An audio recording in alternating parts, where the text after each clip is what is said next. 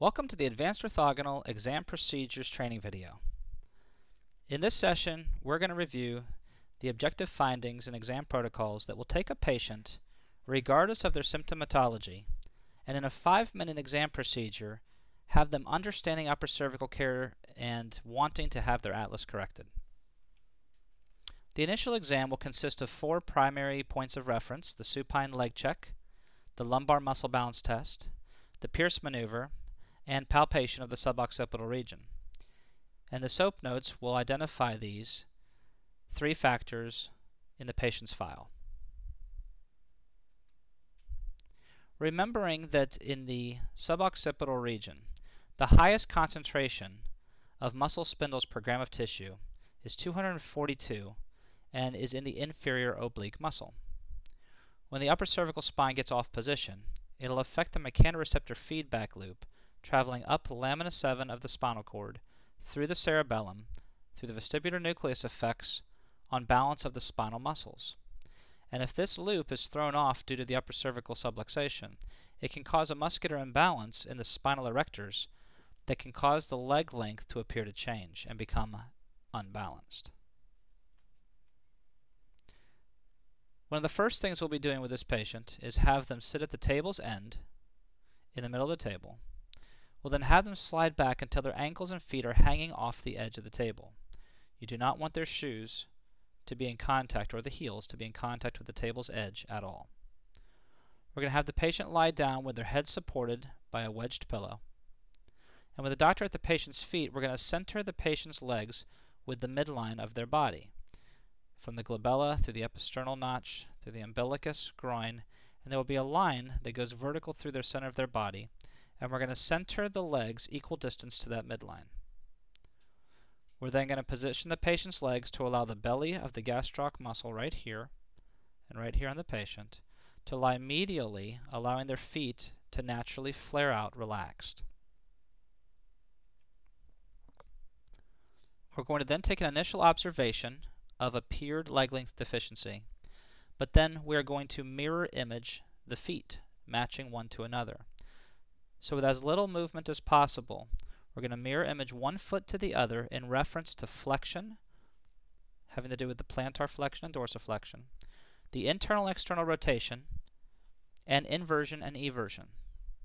So you can see here in our examples that compared to normal position, if the patient were to lie down with this presentation, you can see that their left foot is plantar flexed further than their right foot. And we would want to mirror image those by dorsiflexing this left foot ever so slightly to match the right foot. And remember, this is the patient's right side and here's their left.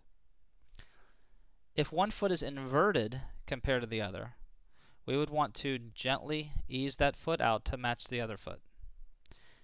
And if you have a foot that's externally rotated, we would gently roll that foot in to match the rotational position of the other foot, so that we can get the patient into a comparable normal presentation where both feet are in the same point of reference. You also notice the hand positioning, where we have, back up to that, James. Don't start yet, James. I'm going to check something real quick.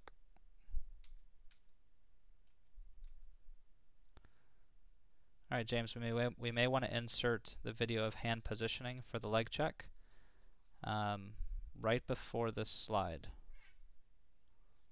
I'll go ahead and continue on, and we'll do it at the end of the video, because it doesn't show how to put the hands.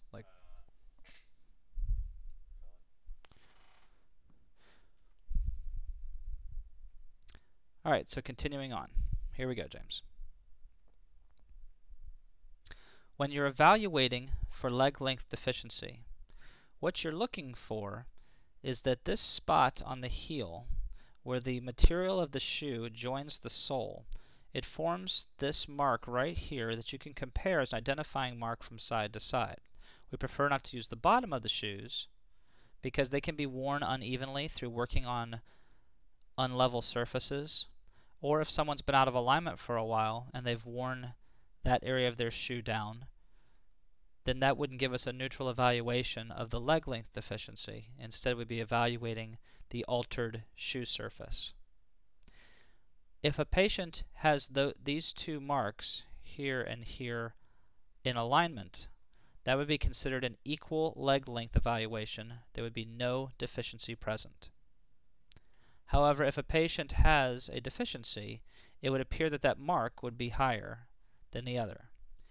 This would be considered a left leg length deficiency. And when using the grid lines on the marker, you can see that each grid line present here on the grid is a 1/4 inch difference from line to line. So this would be identified as a left 1/2 inch leg length deficiency.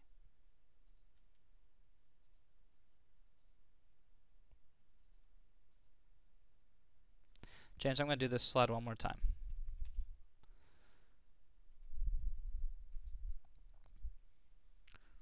When evaluating the marks on the feet from which to evaluate for a leg length deficiency, the area where the material on the shoe connects to the sole of the shoe on each side is where we'll be evaluating from shoe to shoe to see if there's a deficiency or if they're equal. We don't use the bottom of the shoe because people can wear those unevenly working on unlevel surfaces, or when people have been out of alignment for a while, then they are likely to wear their shoes unevenly also. Because these two points of reference are on the same line according to this grid line chart, let's start over again. Darn it. When looking at which part of the shoe we will evaluate for leg length deficiency, we'll be evaluating where the material of the shoe has joined the sole of the shoe. And from side to side, you'll look for the equality of where those are hitting on the grid line from this mark. If those 2 points are sitting at the same mark, it's considered a neutral leg check or level legs. The reason we use this mark rather than the bottom of the shoe is if people are working on uneven surfaces, or if they've been out of alignment for a while and have been walking crooked, they can wear the bottom of the shoes unevenly. Therefore, we use the point at which the heel is essentially touching the sole of the shoe. If a patient is out of alignment, the left leg in this example is pulling short. How short is it? Well, when we look at the grid lines on the marker, each grid line is a 1/4 inch different. Therefore, you see this is 2 grid lines different. We have this grid line here. We have 1, 2 grid lines. That would be a left short leg 1/2 inch short. So the supine leg check on this patient would be left 1/2 inch.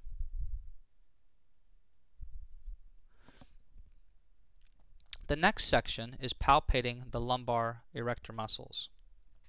The erector spinae muscles are groups of postural muscles which should have balanced tone from side to side. When lying down, these muscles should be completely relaxed. That's the same reason massage therapists work with patients lying down most of the time, and why we do leg checks with them lying down, is there should be neutral, relaxed, unused, resting postural muscles. Typically, but not always, the contracted side of the short leg is correlated with the contracted side of muscle spasms. It will be more tender to the touch, typically. James, I'm going to redo this slide.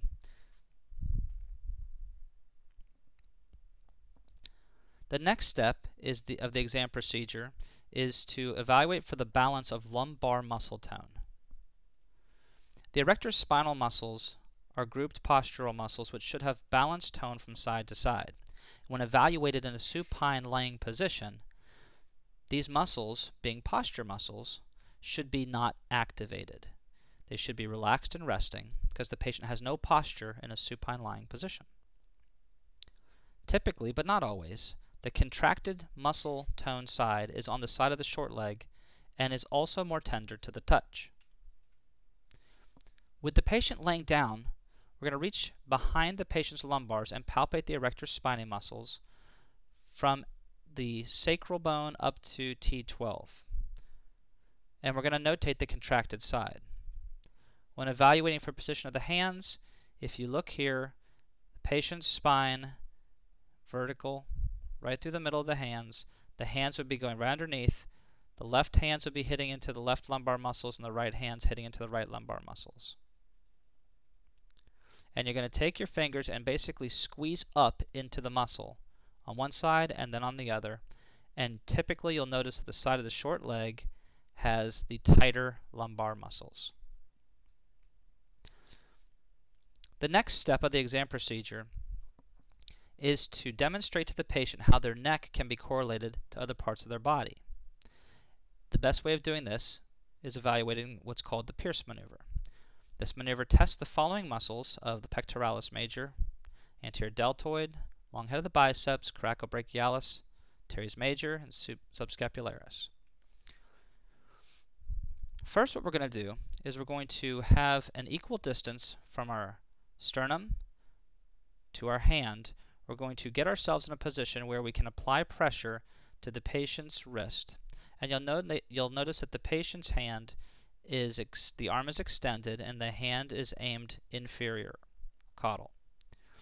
We're going to be on the proximal side of the wrist joint, right here. And we're going to apply pressure superior to inferior. First, we're going to measure the strength of the person and use the appropriate amount of strength to test their muscles. So if this is a petite lady or an older person, there might be a tendency to think, although possibly contrary to reality, there might be a tendency to think that they wouldn't be as strong as a large male. So we're going to first demonstrate this through pushing on the arm in what's called a ramping format, which will start off very gentle with gentle pressure, and then we'll increase the pressure as we notice their ability to resist it. And the whole point is they are to not allow their arm to go down. First, measure the strength of the person on one arm, and then measure it on the other arm. If you are applying light pressure, you could have your arm extended with your body facing the patient. Medium pressure, you would be bending your elbow some. Heavy pressure, you would be bending your elbow a lot in order to get more force. So start off gentle, and you may have to go up to level 2 or level 3 testing depending upon their strength capacity. When you test each arm, you'll typically find one arm to be weaker than the other. We would correlate that to thinking it's due to a one-arm dominance. However, you will likely find that it is the right arm that is the deficient one in strength comparison, even though it's the dominant. When you do assess that the patient has a weakness in their arm strength, then you're going to have the patient rotate their head to one side and see if their arm strength improves or worsens. We're then going to test the other arm to see if we have changes as well. If you notice that their arm strength changes with the turning of the head, what this indicates is, since we all know muscles are nerve controlled, and the patient is turning their head, moving their upper neck vertebrae around with 60% of cervical rotation occurring between C1 and C2, then what this test is demonstrating is that as the patient turns their head, they're releasing some type of interference off of the nerves, allowing the arm muscles to strengthen.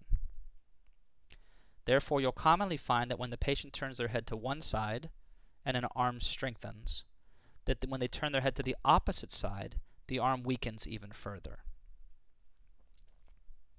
You'll find that this is very intriguing to the patient and lets them know that there is more going on than their simple neck pain or their simple headache. Then, the third part of this is to check the other tests with this new information to show the patient how their neck is affecting the rest of their body.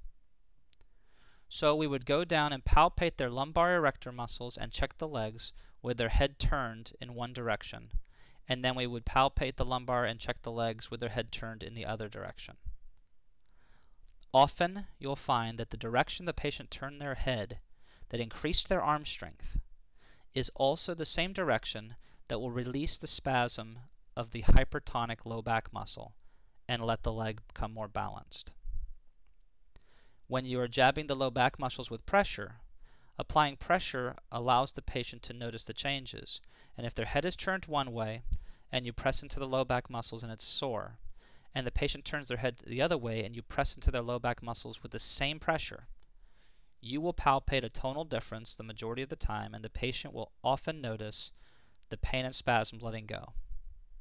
At this point, the patient has demonstrated to you that their upper neck misalignment is depriving their upper arm region of strength on one side and causing a hypertonic spasm in their low back erector,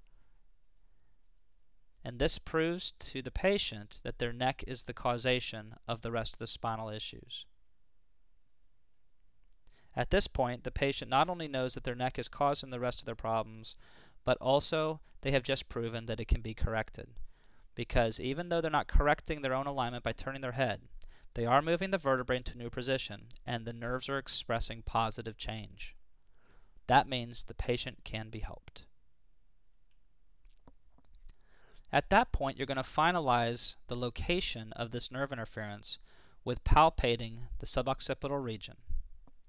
In particular, you're going to want to focus your palpation to the C2 dorsal nerve root ganglion. It's not protected by an intervertebral foramen. It comes out just inferior to the inferior oblique muscle. It is vulnerable to misalignments of the atlas, and when the atlas is misaligned, there is palpable inflammation in the suboccipital region around the level of the C2 dorsal nerve root ganglia. If you remember that the inferior oblique muscle has the highest concentrate of mechanoreceptors in the 242 spindles per gram of tissue, then it would make sense you would not want to palpate this area prior to doing your supine leg check, because you could initiate through a stimulation an alteration in the neutral leg check evaluation simply by pushing on the muscles in the suboccipital region. Here you can see the location of the inferior oblique muscle and the C2 DRG coming out right beneath it, becoming the greater occipital nerve. This is the region you're attempting to palpate, is to get right underneath the inferior oblique muscle and palpate from side to side to see if there is a discrepancy in how swollen and inflamed that area is. If you were to put your finger going from the C2 spinous process out to the transverse process of the atlas, if you were to put your finger in line where the inferior oblique is, by palpating the C2 spinous and palpating the bottom of the mastoid and place your finger there, then you could put your other finger that's actually going to do the palpation underneath the inferior oblique muscle, essentially. One more little pointer on this is the sternocleidomastoid muscle running from the mastoid down to the sternum and clavicle is a pretty thick noticeable muscle, and if you roll your finger around behind that, you can get into a little fossa here where you'll look for the DRG location.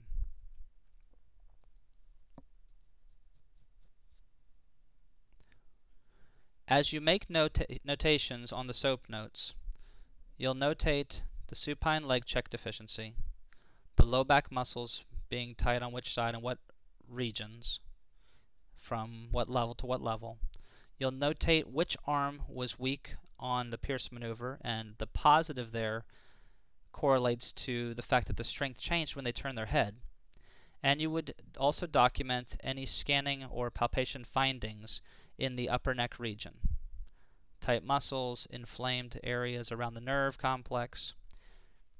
And one more little notation on the palpation of that nerve is that typically when you palpate a nerve, you won't find any sensitivity or inflammation. But if the atlas is out and the nerve is swollen in that region, you'll palpate and notice there's almost like a little BB underneath the tissue, a little nodule. And be careful you're not palpating the posterior cervical lymph chain or the suboccipital lymph nodes. Make sure you're in the DRG region and palpate from side to side, and if there's a little BB underneath the tissue, about 3/4 of an inch deep, then you'll notice that that patient, that'll give you a neurologic criteria that that patient's out of alignment and needs to be adjusted. And that's the end of the examination procedure.